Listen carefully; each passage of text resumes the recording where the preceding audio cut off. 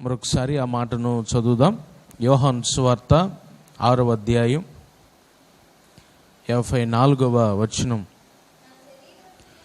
నా శరీరము తిని నా రక్తము త్రాగువాడే నిత్య జీవం గలవాడు, అంత్య దినమున నేను వానిని లేపుదును. దేవుని సన్నిధిలో చేరిన మనం ఈరోజు ప్రభు శరీరాన్ని, ఆయన రక్తాన్ని తీసుకోవడానికి వచ్చాం మనం. అయితే ప్రతి నెల ఈ రీతిగా ఆయన బలలో చేవేస్తున్నాం మనం. ఈరోజు కూడా అదే క్రమంలో మరి కూడి ఉన్నటువంటి మనతో ప్రభు మాట్లాడుతున్నటువంటి మాట, నా శరీరము తిని నా రక్తము త్రాగువాడే నిత్య జీవము గలవాడు, అంత్య దినమున వానిని నేను లేపెదను.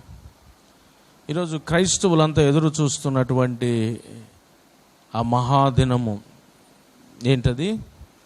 ప్రభు యొక్క రాకడ దినము, రెండవ రాకడ. మొదటిసారి వచ్చాడు, మరలా రానే ఉన్నాడు ఆయన. రాకడ కొరకు ఎదురు చూస్తున్నటువంటి మనం రాకడలో ఎత్తబడినట్లు, ప్రభు రాజ్యాన్ని స్వతంత్రించుకున్నట్లు ఆ నిత్య జీవాన్ని మనం సంపాదించుకొని ఉన్నామా? ఏ రీతిగా వస్తుందంట నిత్య జీవము? నా శరీరము తిని నా రక్తము త్రాగువాడు నిత్య జీవం గలవాడని లేఖనము సెలవిస్తూ ఉంది. మరి ఈ రోజున ఆయన శరీరాన్ని, ఆయన రక్తాన్ని మనం తీసుకోబోతున్నాం. ఏ రీతిగా మనకి నిత్య జీవం అనేటువంటిది వస్తుంది? ఇవి తీసుకొనుట ద్వారా తగినటువంటి వాక్యపు జ్ఞానం మనలో ఉందా? ఈ రోజున ప్రతి విషయంలోనూ అలా చేయాలి అని చెప్పడం కాదు, కానీ అలా చేయుటకు కారణం ఏంటో కూడా మనం తెలుసుకొని ఉండాలి. అందుకనే దేవుడు ఆదామవ్వతో కారణం చెప్పాడు. ఏమన్నాడు? మీరు ఆ పండు తినవద్దు అన్నాడు. పండు తింటే ఏమైందని కూడా కారణం చెప్పాడు ఆయన. అలాగే ఇవి తీసుకొనుట ద్వారా ఏ రీతిగా మనం నిత్య జీవాన్ని సంపాదించుకుంటాం, ఇది తెలుసుకోవాలి. ఏదో నామకార్థంగా, లేక ఏదో ఆనవాయితీ ప్రకారంగా, ఏదో ఒక క్రమంగా తీసుకుంటాం కదా గనుక తీసుకున్నాను కాదు, కానీ ఇవి తీసుకున్నట్టు ద్వారా ఏం జరుగుతుంది మనలో. ఎన్నో అనుభవాలు చూస్తున్నాం. ఈరోజు కూడా మరొక అనుభవాన్ని మనం నేర్చుకోబోతున్నాం. ప్రైజ్ ది లార్డ్, హల్లెలూయా. చూడండి, కొలస్సీ పత్రికలో చక్కని మాట రాయబడి ఉంది. కొలస్సీ పత్రిక ప్రభు యొక్క శరీరం గురించి, ఆయన రక్తం గురించి మనం నేర్చుకుంటూ ఉన్నాం. గత కొన్ని నెలలుగా ఆయన శరీరం గురించి ఎన్నో విషయాలు నేర్చుకున్నాం మనం. ఈరోజు ఆయన రక్తం గురించి మరొక అనుభవాన్ని తెలుసుకుందాం లేఖనంలో. కొలస్సీ పత్రిక 1వ అధ్యాయం 20వ వచనం.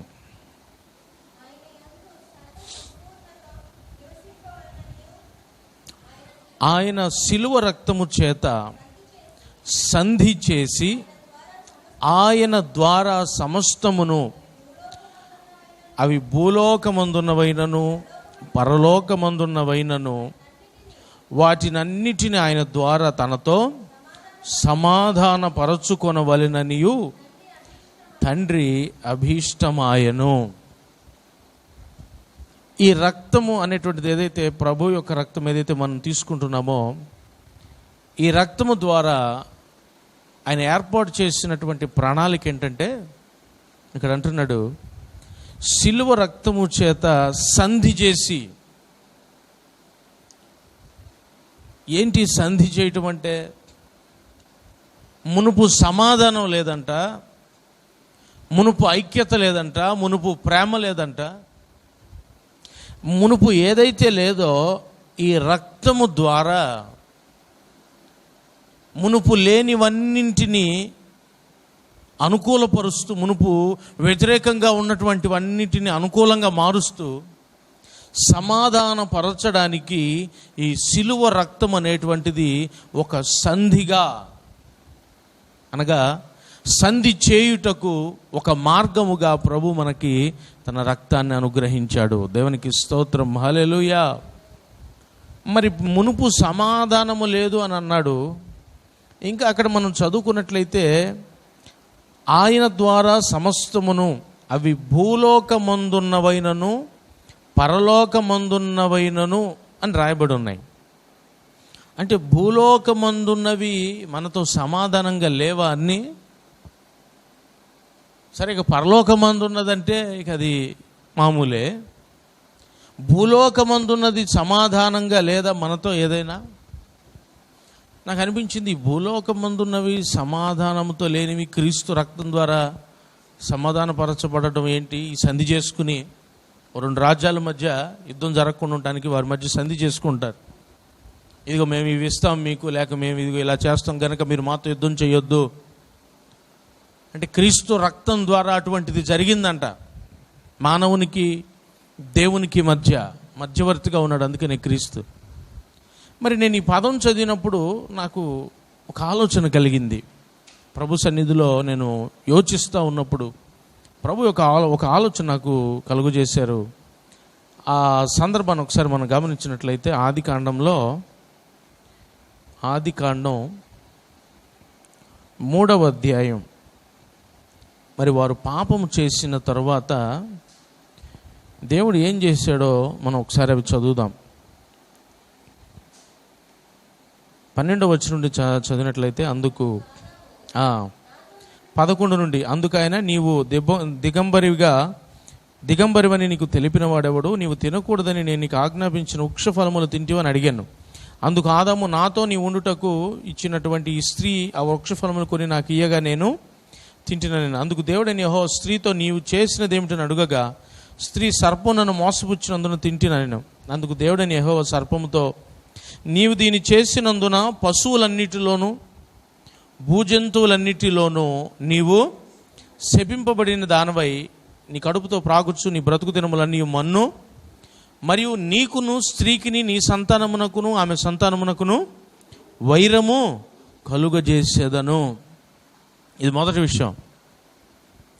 సర్పం మాట విని దేవుని మాట వినకుండా వారు చేసిన పనికి దేవుని శాపంలో మొదటిది ఏంటంటే, నీ సంతానమునకు స్త్రీ సంతానమునకు వైరము.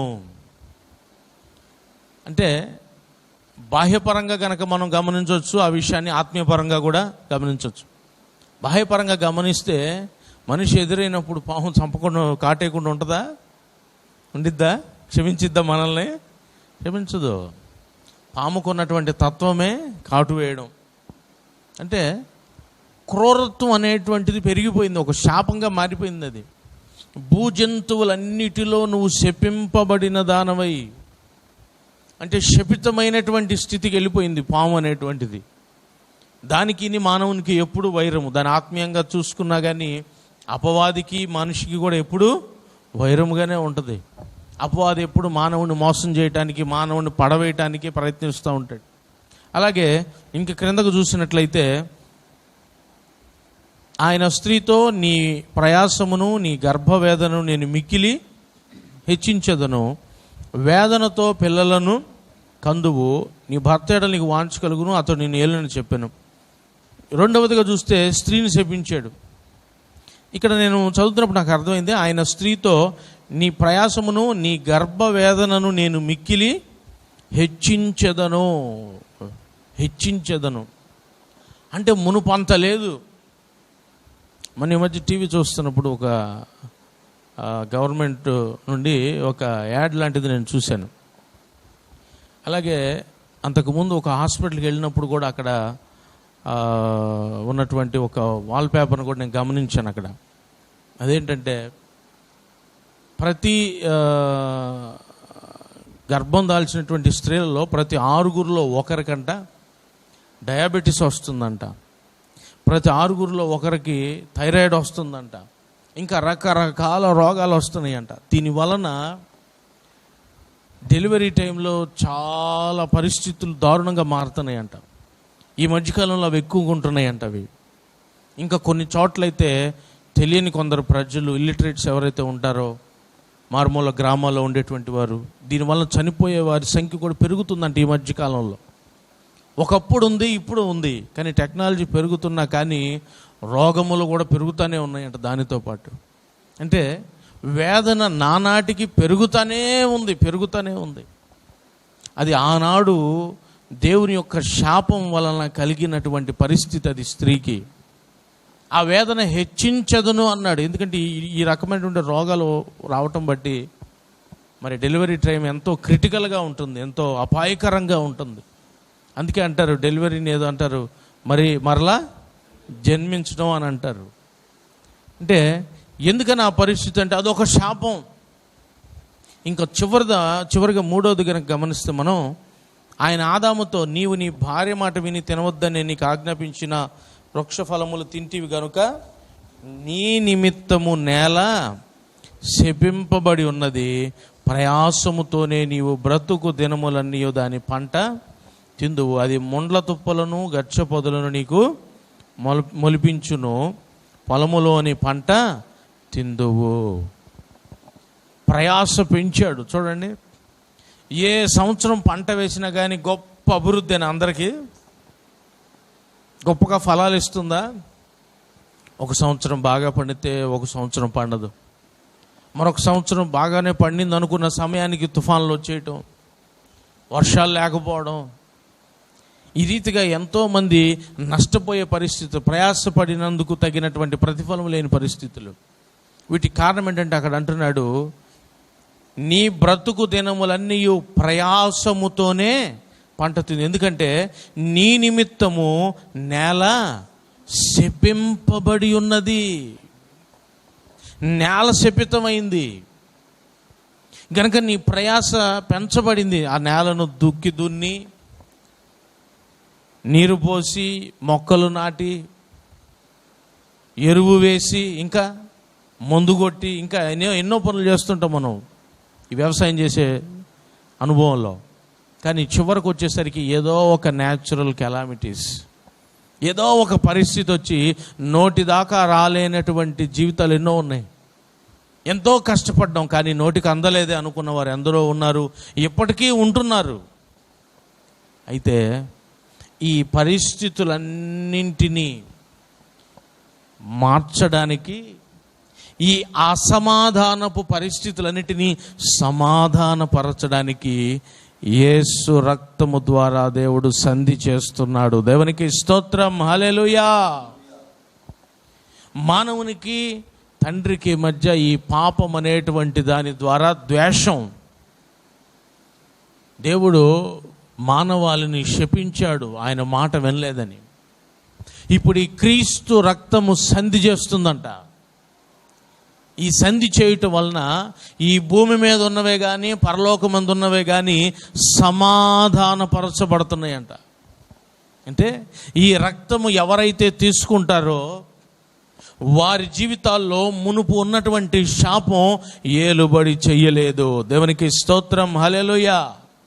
ఈ రక్తం ఎవరైతే తీసుకుంటారో భూమి శపితమైనదిగా ఉండదు, ఫలభరితంగా మార్చబడింది. ఈ రక్తము ద్వారా మునుపు ఏదైతే వేదనకరమైన పరిస్థితులు ఉన్నాయో అవన్నీ దేవుడు సమాధానకరముగా చేస్తున్నాడు. హల్లెలూయా. అందుకనే అంటున్నాడు, క్రీస్తు రక్తము ద్వారా, క్రీస్తు రక్తము చేత సంధి చేయబడింది. ఈ రోజున ఈ రక్తం తీసుకుంటున్నటువంటి మనం గుర్తుపెట్టుకోవాలి, వాళ్ళకి ఎన్నో అలా జరుగుతున్నాయి, నాకైతే చక్కగా అంత మంచిగా జరుగుతుంది. నీ గొప్పతనం కాదు, నీ అదృష్టం కాదు, నువ్వు తీసుకుంటున్నటువంటి క్రీస్తు రక్తమే కారణం. దేవునికి స్తోత్రం, హల్లెలూయా. వాళ్ళకి ఎన్నో మంచిగా జరుగుతున్నాయి, నేను దేవుణ్ణి నమ్ముకున్నాగా నాకు ఎందుకు జరగట్లేదు, ఇంకా నా జీవితం ఎందుకు భూమి శపితమైనదిగా ఉంటుంది, ఇంకను నా బ్రతుకులో ఎందుకు వేదనకరమైన పరిస్థితులు కలుగుతూ ఉన్నాయి, ఎందుకు అపాయాలు వస్తున్నాయి, భూమి మీద ఎందుకు నాకు ఇంకా వేదన కలుగుతుంది. ఒకవేళ నువ్వు ఇంకా బాప్తీసం తీసుకుని ప్రభు రక్తం తీసుకోలేదేమో, ఒకవేళ నువ్వు బాప్తీసం పొంది ప్రభు రక్తం తీసుకుంటున్నా ఎక్కడన్నా అయోగ్యత నీలో ఉంటుందేమో. ఈ రోజున క్రీస్తు రక్తం మనకి ఎంత వీలు కలుగజేసిందంటే మునుపు ఉన్నటువంటి శాపం కొట్టివేయబడుతుంది, మునుపు ఉన్నటువంటి శత్రుత్వం తీసివేయబడుతుంది. ఎందుకంటే దేవుడు శత్రువు అయితే మనల్ని కాపాడగలిగేవారు ఎవరు లేరు. అదే ఆయనే మనకి మిత్రుడైతే మనకి హాని చేసేది ఏమీ కూడా లేదు. కనుక నువ్వు ఏ స్థితిలో ఉన్నావో గమనించుకో. క్రీస్తు రక్తము ద్వారా సంధి చేయబడింది. ఆ రక్తాన్ని తీసుకుంటున్న నీవు తగిన జీవితాన్ని జీవిస్తున్నావో లేదో పరిశీలన చేసుకో. ఆ రక్తము ద్వారా నీ జీవితంలో అన్ని మేళ్లు జరుగుతున్నాయి, అన్ని వీలు కలుగుతున్నాయి, అంతా క్షేమంగా ఉందంటే కారణం నీ సామర్థ్యం కాదు, నీ గొప్పతనం కాదు, నీ భక్తి కాదు, కానీ నువ్వు తీసుకుంటున్నటువంటి క్రీస్తు యొక్క రక్తమే దానికి కారణం. అందుకే అన్నాడు, నా శరీరము తిని నా రక్తము త్రాగువాడే నిత్య జీవం గలవాడు. ఈరోజు భూమి మీద శ్రేష్టమైన జీవితాన్ని జీవించగలిగినటువంటి వాడు ఎవడంటే క్రీస్తు రక్తమును తీసుకునేవాడు మాత్రమే. ఆ రక్తము లేని వాని జీవితంలో వేదనలు తప్పవు, కష్టాలు తప్పవు, బాధలు తప్పవు. అవి తీసుకుంటున్న వాళ్ళు అవేవి రావని కాదు, అవి నీకు ఆయాస్కరంగా ఏముండో, ఇబ్బందికరంగా ఏముండో. ఒకవేళ వచ్చినా, నేను మునిపే చెప్పాను, సాయంకాలమున ఏడుపు వచ్చి రాత్రి ఉండినా ఉదయమున సంతోషము కలుగును. నువ్వు ఏది నష్టపోవు. ఒకవేళ కష్టపడినా నీ ప్రయాసలో కొన్ని పర్యాలు ఒకవేళ నువ్వు కష్టపడుతూ ఉన్నా తగిన ప్రతిఫలాన్ని దేవుడు ఇస్తాడు. యోబు గారు చూడండి, ఎంతో కష్టపడ్డాడు, ఎంతో బాధపడ్డాడు. చివరికి అతని స్థితి చూస్తే రెండంతలు ఆశీర్వదింపబడ్డాడు. ఆ కష్టాన్ని అధిగమించేటువంటి ఆశీర్వాదాన్ని దేవుడు అతనికి ఇచ్చాడు. కనుక ఈరోజు దేవుణ్ణి నమ్ముకున్నటువంటి మనం, ప్రభు బలలో చేయబోతున్న మనం గమనించుకోవాలి, క్రీస్తు రక్తము వలనే మనకి ఇట్టి భాగ్యము కలుగుతూ ఉంది. హల్లెలూయా. ఇది మొదటి అనుభవం, క్రీస్తు రక్తం వలన కలిగేటువంటి మొదటి అనుభవం. రెండవ అనుభవాన్ని చూద్దాం. ఇంకా మనం తీసుకుంటున్నటువంటి క్రీస్తు రక్తము ద్వారా ఆ రక్తము మనలో చేస్తున్నటువంటి మరొక కార్యం ఏంటో చూద్దాం. హెబ్రీ పత్రిక 13వ అధ్యాయం, హెబ్రీ పత్రిక 13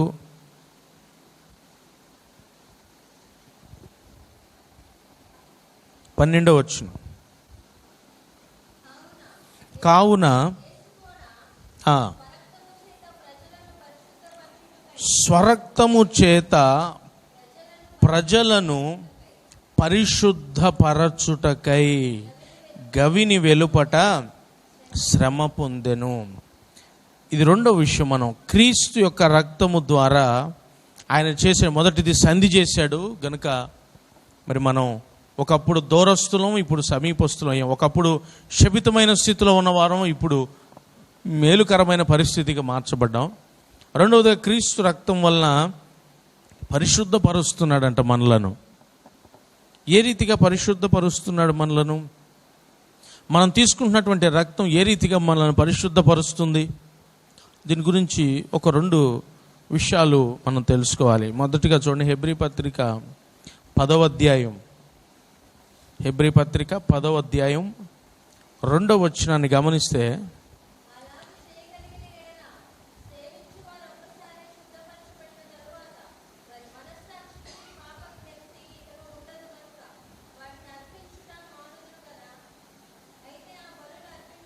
అయితే ఆ బలులు అర్పించుట చేత ఏటేటా పాపములు జ్ఞాపకమునకు వచ్చుచున్నవి. ఎడ్ల యొక్కయు మేకల యొక్కయు రక్తము పాపములను తీసివేయుట అసాధ్యము.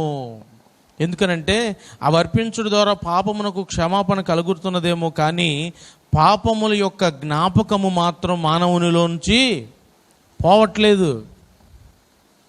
పాపపు జ్ఞప్తి అంట. కొందరికి కొన్ని పర్యాయాలు కొందరు యేసు ప్రభు నమ్ముకుని ఇంకా బాప్తిజం పొందరు, మారుమనసు పొంది మంచిగానే జీవిస్తుంటారు. అప్పుడే కాదండి, ఇంకొంచెం సమయం ఉంది అనుకుంటారు. వారిని నేను గమనిస్తూ ఉన్నప్పుడు కొన్ని పర్యాలు సునాయాసంగా పడిపోతూ ఉంటారు. ఏంటి ఈ రీతిగా పడిపోవటానికి కారణం ఏంటంటే, మరల వాళ్ళు ఎక్కడో కొత్త అనుభవాల్లో కూడా పడరు, మునుపు విడిచిపెట్టి వచ్చినటువంటి పాపంలోనే పడతా ఉంటారు. దానికి కారణం ఏంటంటే, మునుపు మనం ఏదైతే పాపం చేసామో, మునుపు మనం ఏదైతే దేవునికి ఆయాస్కరంగా ప్రవర్తించామో, ఆ పాపము యొక్క జ్ఞాపకాలు ఎక్కడ ఉంటాయంట? అవి మన మనస్సులో ఎప్పుడు నిలవ ఉంటాయంట. అవి మునుపు నేనేం చేశాను, ఆ పరిస్థితులు ఎదురైనా, ఆ సందర్భాలు ఎదురైనా వెంటనే మన మైండ్ అక్కడికి వెళ్ళిపోద్ది. మునుపు ఇలా చేశాను కదా, మునుపు ఈ రీతిగా ప్రవర్తించాను కదా. అయితే క్రీస్తు రక్తము వలన ఏం జరుగుద్ది అంటేనంట, పాపపు జ్ఞప్తి ఇక ఉండదు.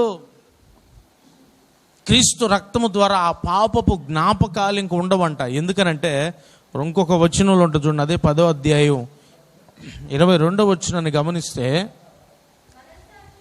మనస్సాక్షికి కల్మషము తోచకుండునట్లు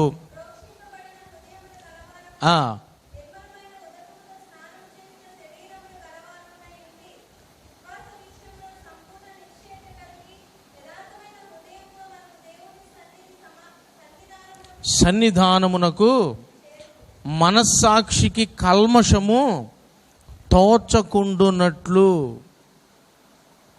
మనస్సాక్షికి కల్మషము తోచకుండునట్లు అంటే ఆ పాపపు యొక్క ఆలోచనలు, తలంపులు నీ మనసులోకి మరలా రావు. అవి వచ్చినాయి అంటే నువ్వు మరలా పాపం చేయడానికి దగ్గర అవుతున్నట్లు అర్థం. అవి రాకుండా చేయటానికి నువ్వు తీసుకుంటున్నటువంటి ఈ రక్తం ఏం చేస్తుంది తెలుసా? నీ మనస్సాక్షిని శుద్ధి చేస్తుంది, శుద్ధి చేస్తుంది నీ మనస్సాక్షిని. మునుపు బలులు అర్పించేవాళ్ళు అనగా చేసిన పాపానికి అది ప్రాయశ్చిత్తం అని, ఆ పాపం వల్ల రావాల్సినటువంటి శాపం, దోషం అంతా ఆగిపోయేది.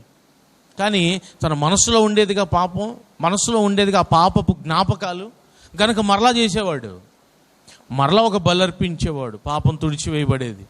కానీ మనసులో ఉంది ఇంకా మరలా చేసేవాడు పాపం. అయితే ఈ క్రీస్తు రక్తం వల్ల మనం పొందుకున్నటువంటి రెండవ అనుభవం ఏంటంటే, ఆ రక్తం ఏం చేస్తుందంటే మన మనస్సాక్షిని శుద్ధి చేస్తుంది. ఏమి శుద్ధి చేస్తుంది? మన మనస్సులో ఉన్నటువంటి పాపపు జ్ఞాపకాలు. మరి యేసు ప్రభు నమ్ముకున్న నీవు పాపపు జ్ఞాపకాలు ఇంకా నీకు ఉన్నాయా? నీలో ఉన్నాయా? ఇంకా ఆయా సందర్భాల్లో, ఆయా సమయాల్లో మునుపు నువ్వు చేసినవి ఒకవేళ నీకు ఇంకా గుర్తొస్తున్నట్లయితే యేసు రక్తము నీలో కార్యము చేయట్లేదు. నువ్వు ప్రార్థన చేసుకోవాలి బలంగా దేవుని సన్నిధిలో, ప్రభువా నేను తీసుకుంటున్నటువంటి నీ రక్తము ద్వారా నా మనస్సును శుద్ధి చేయి ప్రభువా, నా తలంపులు శుద్ధి చేయి, నా ఆలోచనలు శుద్ధి చేయి. నా పాపపు జ్ఞాపకాలు ఇంకా వస్తున్నాయి నాలో, అవి వచ్చి నన్ను బలహీనపరుస్తున్నాయి. ఈరోజు అందుకని ఎప్పుడు అంటుంటారు, ప్రతి చోట అంటుంటారు, బలిచ్చేటప్పుడు అంటారు, యోగ్యత కలిగి బలలో చేయి వేయాలి, అర్హత కలిగి బలలో చేయి వేయాలి. కొందరైతే బలకు దూరస్తులుగా ఉంటున్నారు, ఇంకా తీసుకుందాంలే అని. నువ్వు ఎంత దూరంగా ఉంటావో బల్ల తీసుకోవటానికి, అనగా నువ్వు ఇంకా బాప్తిస్మం తీసుకోకుండా ఎంత నెగ్లెక్ట్ చేస్తావో దానికి తగ్గట్టుగా నువ్వు పాపానికి సమీపం అవుతావే కానీ రక్షణ మార్గంలో స్థిరంగా నువ్వు నడవలేవు. కారణం ఏంటంటే క్రీస్తు రక్తం అనేటువంటిది నీలోనికి రాకపోతే, నువ్వు ఆ రక్తాన్ని తీసుకోకపోతే నీ మనస్సు అనేక విధములుగా ఉంటుంది. అందుకే అంటాడు, ప్రాకారం లేక పాడైన పురము ఎంతో తన మనస్సును అణుచుకొని లేనివాడు అంతే. ఈరోజు నీ మనస్సు అణుచుకోలేకపోతున్నావు. కారణం ఏంటంటే ఆయన రక్తము చేత నీ మనస్సు శుద్ధి చేయబడట్లేదు. మనం ప్రతి దినము ప్రార్థన చేసుకోవాలంట, ప్రభువా నేను తీసుకున్నటువంటి నీ రక్తము ద్వారా నా మనస్సాక్షిని నిత్యము పరిశుద్ధంగా ఉంచు, మునుపటి పాపపు జ్ఞాపకాలు నాలోనికి రాకూడదు, మునుపు నేను ప్రవర్తించినటువంటి తప్పుడు మార్గాల యొక్క ప్రవర్తన విధానాలు ఏవి నాకు గుర్తుకు రాకూడదు, మునుపు చేసిన పాపం ఏది నేను జ్ఞాపకం తెచ్చుకోకూడదు, అవి విడిచిపెట్టేసేయాలి, అవి మర్చిపోవాలి. నేను నా మనస్సును శుద్ధి చేయి ప్రభు అని ప్రతి దినము మనం ప్రార్థన చేసుకోవాలంట. నువ్వు అలా చేసుకోకపోతే బలహీనపడతావు. ఆ బలహీనత ఎక్కువైతే మరలా పాపంలో పడిపోయే అవకాశం ఉంది. అందుకని ఆయన మనకి ఇచ్చినటువంటి ఈ రక్తం ఏం చేస్తుందంటే మన మనస్సాక్షిని శుద్ధి చేస్తుంది. ప్రతి దినము మనం శుద్ధి చేసుకుంటూనే ఉండాలి. కొందరైతే కేవలం ఆ బల రోజు శుద్ధి చేసుకుంటామంటారు. ఆ బల తీసుకునే ముందు రోజు ప్రభు సన్నిధిలో మోకరించి ప్రార్థన చేస్తూ, ప్రభా రేపు మీ బల తీసుకోబోతున్నా, నా మనస్సును శుద్ధి చేయి, నా ఆలోచన శుద్ధి చేయి. ఆ ఒక్కరోజు కాదు, నువ్వు ప్రతి దినము శుద్ధి చేసుకుంటూ ఉంటే చూడండి, సహజంగా చదువుకునే వాళ్ళని గమనిస్తే మనం ఒకడు మొదటి నుండి చదువుతుంటాడు కనుక పరీక్ష రోజు అతడేం పెద్ద టెన్షను ఫీల్ అవ్వడు. కానీ ఒకడు అప్పటికప్పుడు చదువుతాడు, ఆ ముందు రోజు ఆ 2 రోజుల ముందో ఎంతో టెన్షన్ పడతాడు, కానీ సమర్థవంతంగా పరీక్ష అతడు రాయలేడు. ఫెయిల్ అవ్వటం కానీ తక్కువ మార్కులు రావటం కానీ ఏదో జరిగింది. ఈరోజు నామకార్థ స్థితిలోకి వెళ్ళిపోతున్నాం మనం. ఎందుకు మనకి ప్రభు తన రక్తాన్ని ఇచ్చాడంటే మన మనస్సాక్షిని శుద్ధి చేయడానికి ఇచ్చాడు. మానవునికి ఉన్నటువంటి స్వభావం ఏంటంటే మనస్సు అనేక ఆలోచనలను కలుగజేస్తూ ఉంటుంది.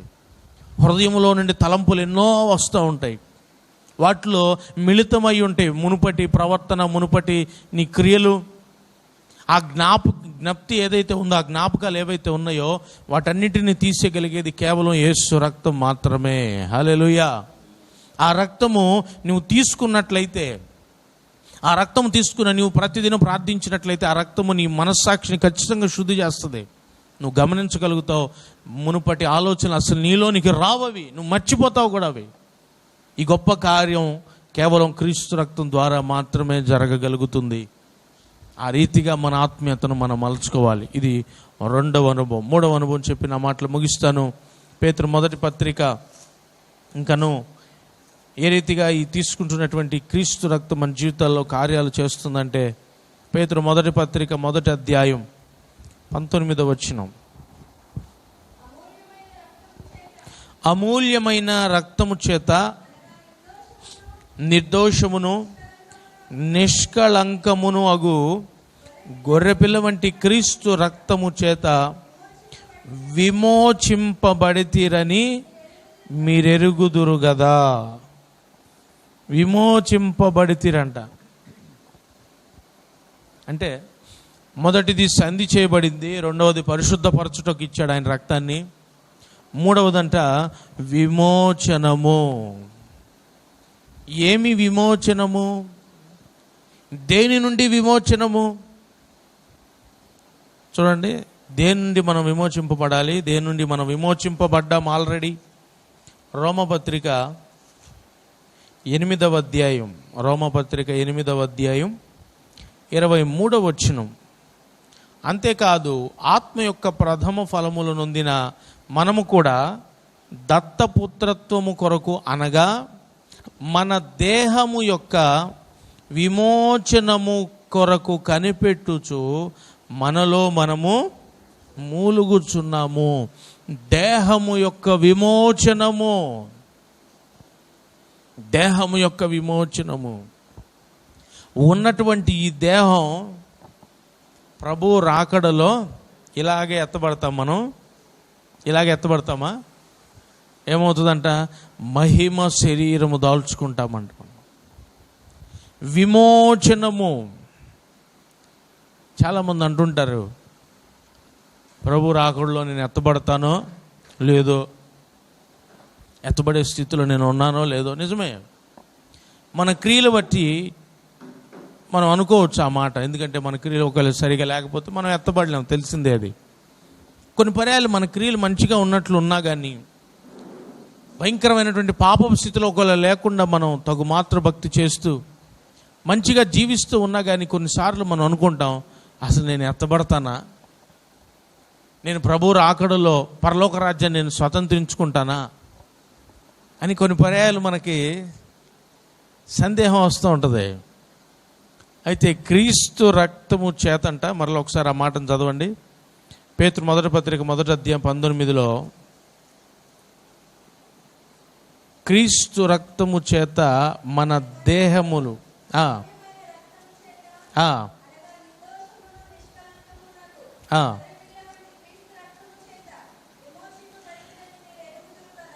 క్రీస్తు రక్తము చేత విమోచింపబడితిరని మీరు ఎరుగుదురు కదా. విమోచింపబడ్డామని మీకు తెలుసు కదా అంటున్నాడు ఆయన. మరి మనకు తెలుస్తుందా అది? మనం ఆ విషయం ఎలాగ తెలుసుకోవాలంటే చివరిగా ఒక మాట, ఎఫెసీ పత్రిక 4వ అధ్యాయం, ఎఫెసీ పత్రిక 4వ అధ్యాయం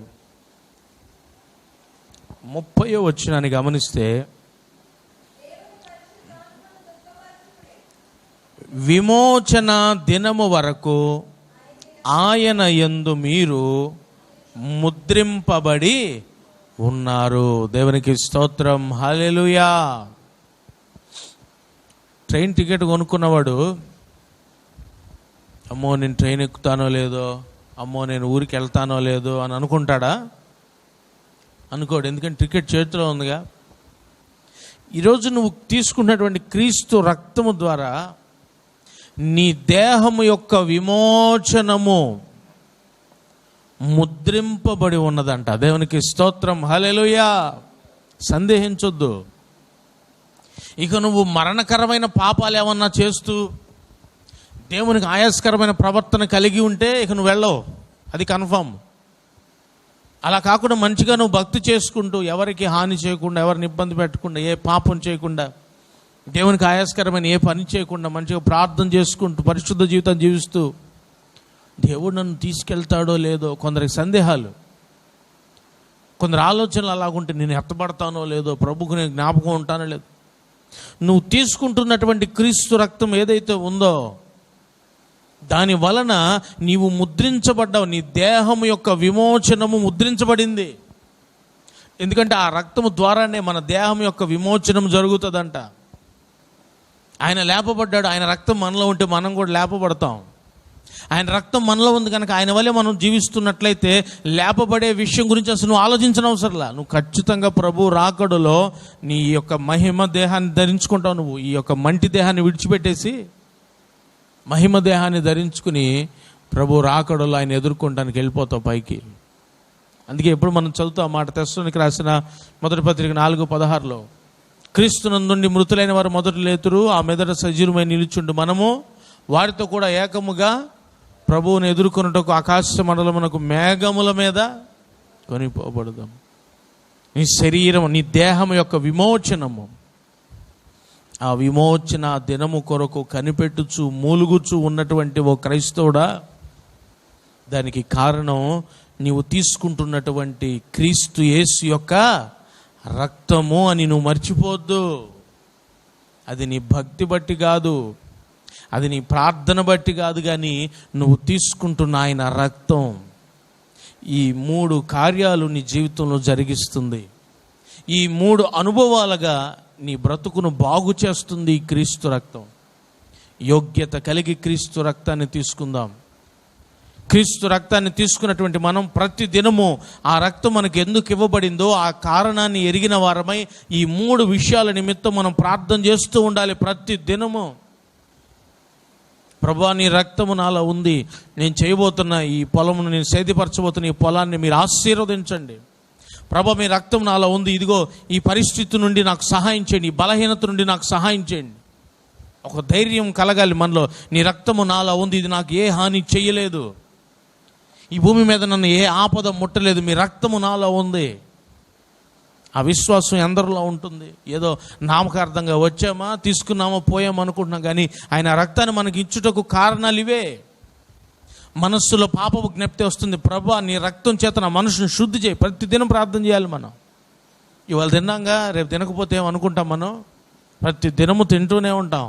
దేహానికి ఏ రీతిగా అది అవసరమో అలాగే ఆత్మీయతకు కూడా ప్రతి దినము ప్రార్థన ద్వారా నీలో ఉన్నటువంటి లోపాలను సరి చేసుకుంటూ ఉండాలి. ఆ రీతిగా ఈ 3 అనుభవాలలో మనం ముందుకు సాగుదాం. ప్రభు రాకడలో ఎత్తబడదాం. దేవుడి కొద్ది మాటలు దీవించునుగా. మరొకసారి ఆ మాటను చదువుదాం. యోహాను సువార్త 6వ అధ్యాయం 54వ వచనం.